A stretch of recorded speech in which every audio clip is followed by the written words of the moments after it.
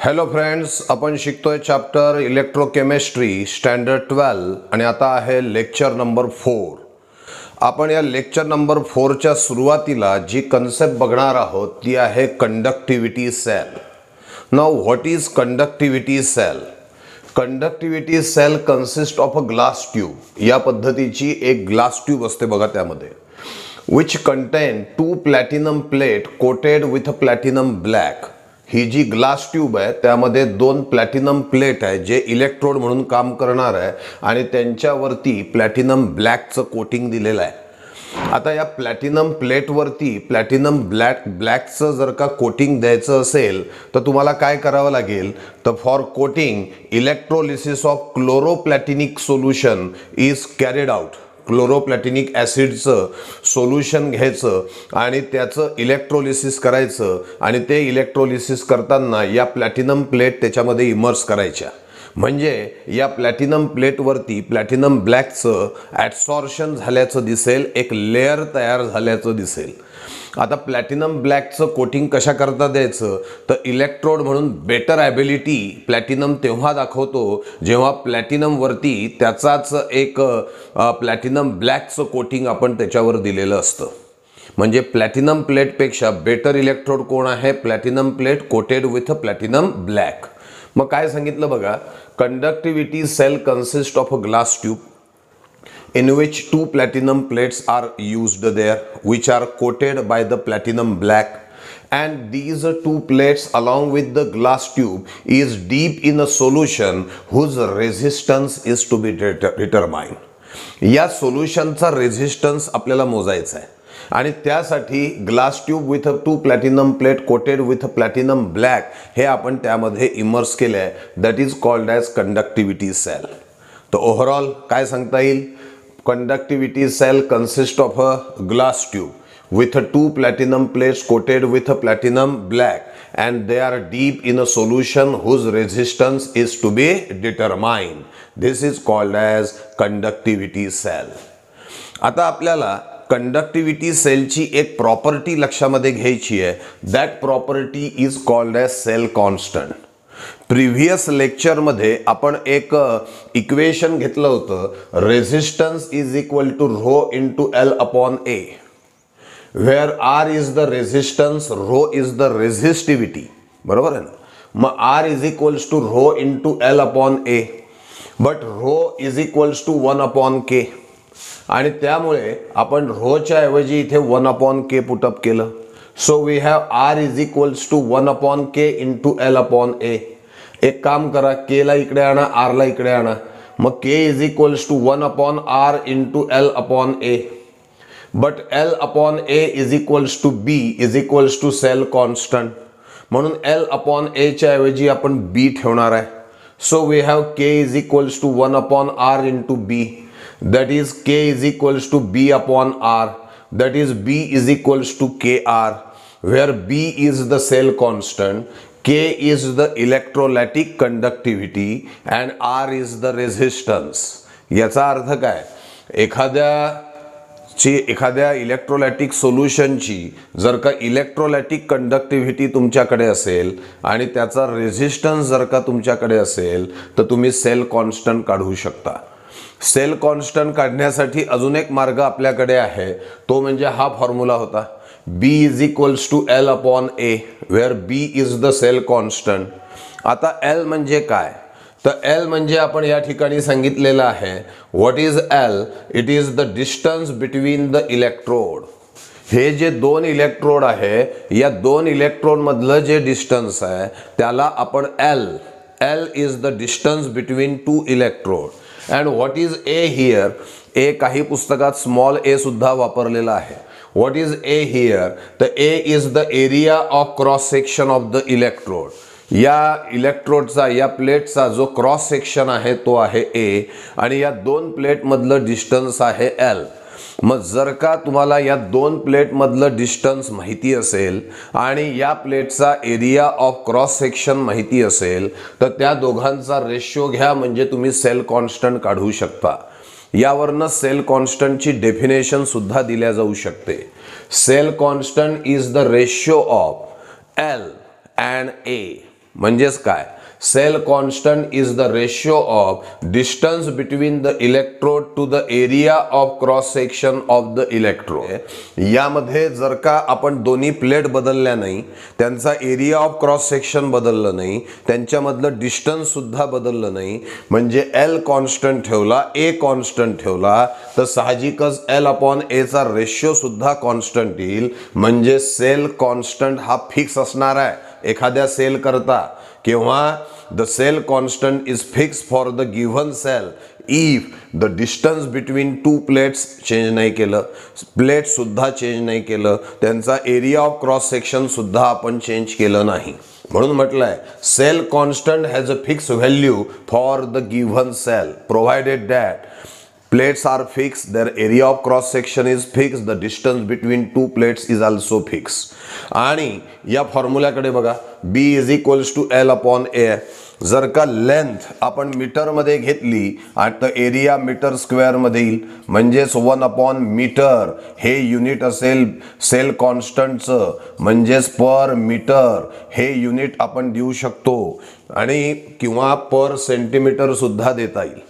काय काय सांगितलं या सेल कॉन्स्टंट विषयी बघा। सेल कॉन्स्टंट विषयी आपण म्हटलं B is equals to L upon A, where B is the cell constant, L is the distance between two plate and A is the area of a cross section of the two plate. यावरनं definition दिली, cell constant is the ratio of distance between the two plate to the area of cross section of the plate, that is called as cell constant, and cell constant has fixed value for the given cell, its unit is per meter or per centimeter। दोन concept आपण बघितलेले आहे, एक आहे conductivity sale आणि दुसरी आहे cell constant. Now about the determination of cell constant by using the Wheatstone bridge principle. Wheatstone bridge प्रिन्सिपलच्या मदतीने आपण सेल कॉन्स्टंट आता कॅल्क्युलेट करणार आहोत। काय असतं या व्हिस्टोन ब्रिजमध्ये, लक्ष द्या। तर Wheatstone bridge consist of a uniform wire AB, ठीक आहे। On the one arm of the Wheatstone bridge the Rx, that is known variable resistance, is connected, while on the another arm of the Wheatstone bridge a conductivity cell is used or is attached. This conductivity cell, let us consider, consists of a KCl solution of unknown resistance, that is KCl solution whose resistance is to be measured। ठीक आहे की नाही, म्हणजे काय घेतलं होतं, uniform wire AB घेतली होती, एका आर्मवरती नॉन व्हेरिएबल रेझिस्टन्स लावला होता, दुसऱ्या आर्मवरती कंडक्टिव्हिटी सेल घेतला ज्यात KCl सोल्युशन घेतलं ज्याचं रेझिस्टन्स आपल्याला मोजायचं आहे। AC is the alternating current source, तो कनेक्ट केलेला आहे between points A and B। Now here point D, हा जो D दाखवलेला आहे, it is the current detector. You can use galvanometer here, magic eye किंवा अजून काही आपण त्याच्यामध्ये यूज करू शकतो। F is a sliding contact, it is also called as sliding pen or jockey, ठीक आहे। And here this is the arrangement about the Wheatstone bridge principle. कशी सांगाल overall, Wheatstone bridge consist of a uniform wire AB। On the one arm of a Wheatstone bridge, Rx non-variable resistance is connected. On the another arm of a Wheatstone bridge, conductivity cell is connected which contain KCl solution whose resistance is to be measured. AC is the alternating current source which is connected in between the two ends of a uniform wire AB. D is the current detector and F is the sliding contact, that is jockey. When the circuit is completed, circuit complete केलं, then move the jockey or sliding contact F on the uniform wire AB to get the null point C. Now why I call this point C as a null point? Because when the sliding contact is placed on a certain point C, no current flows through the circuit. काय म्हटलंय बघा, sliding contact F is moved on the uniform wire AB to get the balance point null point C such that no current flows through the circuit, that is current detector galvanometer shows zero deflection, no deflection, that is no current flows through the circuit.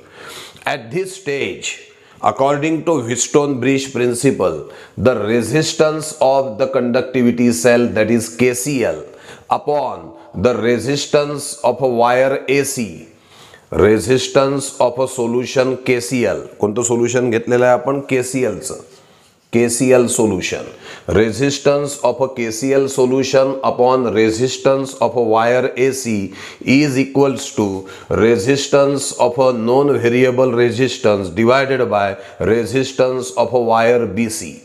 म्हणजे याचा resistance divided by याचा resistance is equal to हा resistance divided by हा resistance. याला mathematically कसं लिहिता येईल, R KCl solution is equal to, याला इकडे आणलं, R AC upon R BC into RX.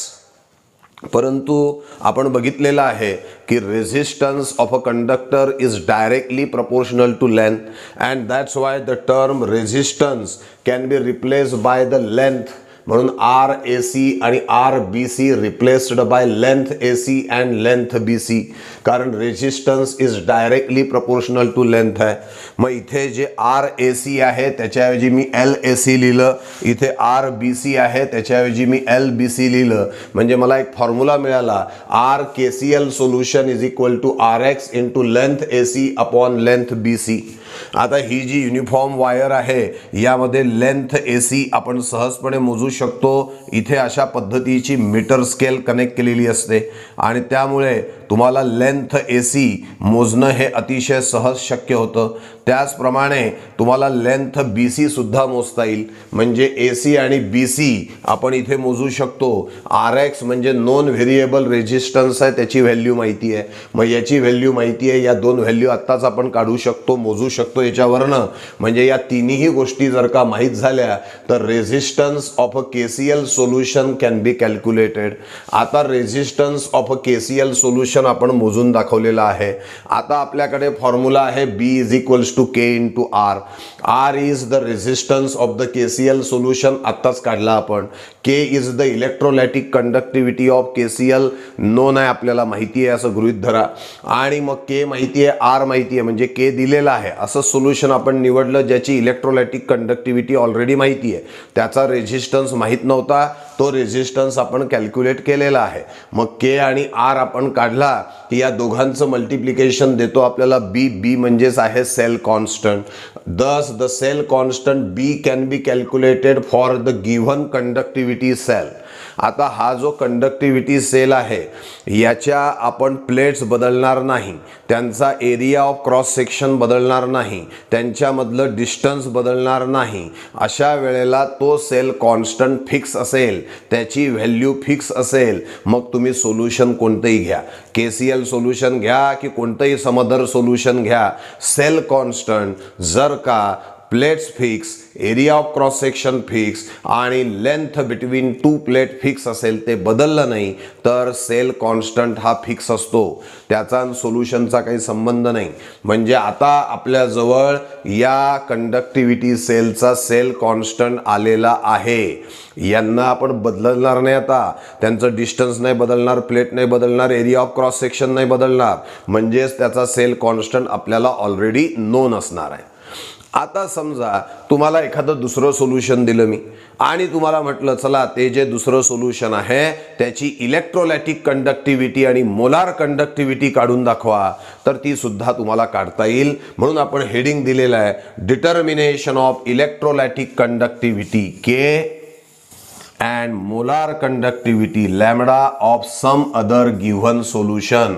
दुसरं एखादं सोल्युशन समजा NaCl दिलं तुम्हाला, त्या NaCl सोल्युशनची इलेक्ट्रोलॅटिक कंडक्टिव्हिटी आणि मोलार कंडक्टिव्हिटी तुम्ही सहजपणे कॅल्क्युलेट करू शकणार आहात. कशी काढता येईल बघा. तुम्ही काय करा, या ठिकाणी KCl सोल्युशनच्या ऐवजी NaCl सोल्युशन घ्या, हे एक्सपेरिमेंट रिपीट करा. हा एक्सपेरिमेंट रिपीट केला की तुम्हाला रेजिस्टन्स ऑफ NaCl सोल्युशन मिळेल. मग रेजिस्टन्स ऑफ NaCl सोल्युशन आपण कॅल्क्युलेट केलं. बघा, KCl solution is replaced by given solution. मी गिव्हन म्हणजे NaClचं सोल्युशन म्हटलं. Above experiment is repeated to calculate R resistance of a given solution, समजा NaCl. मग R आपल्याकडे आलेला आहे. आता R आपल्याकडे आला, कंडक्टिव्हिटी सेलचा हा जो आहे सेल कॉन्स्टंट तो ऑलरेडी आपल्याजवळ आहेच. मग तुमच्याकडे आर आहे, बी आहे, तुम्हाला काय काढता येईल के.